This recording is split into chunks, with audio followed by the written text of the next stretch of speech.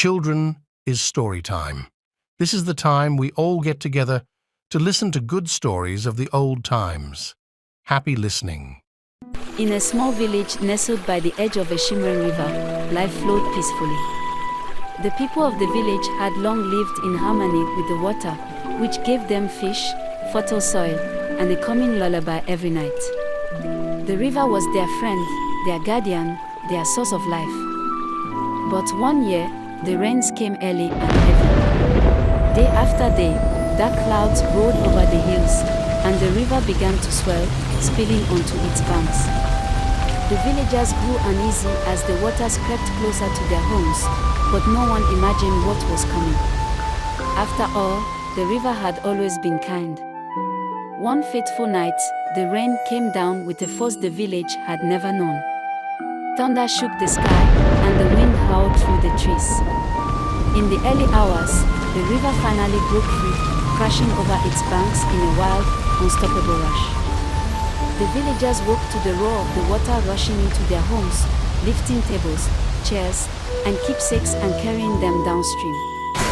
Families scrambled to rooftops, clutching loved ones and watching as the flood took away everything they had built. The once familiar streets became churning rivers, and the village that had been so vibrant with life was now submerged in a fierce, raging torrent. Yet, in the heart of the village, a few brave souls refused to be defeated. Led by a young woman named Mira, who had lost her own home to the water, they set about rescuing those stranded and searching for anything that could be salvaged. Myra's voice was steady and determined, rallying her neighbors. The river may take our homes, but it won't take our spirit. The villagers huddled together on high ground, watching the relentless flood and clinging to one another for comfort. And as the hours turned to days, the water finally began to recede, revealing a changed landscape. Their homes were damaged, their fields buried under silt, but their hope remained. With the help of surrounding communities, the people of the village rebuilt. They constructed their new homes on stilts, with higher foundations to keep them safe from the river's fury. And though the flood had taken much, it left them with something priceless, a fierce resilience and a new understanding of the power and unpredictability of the river that had always been their lifelines.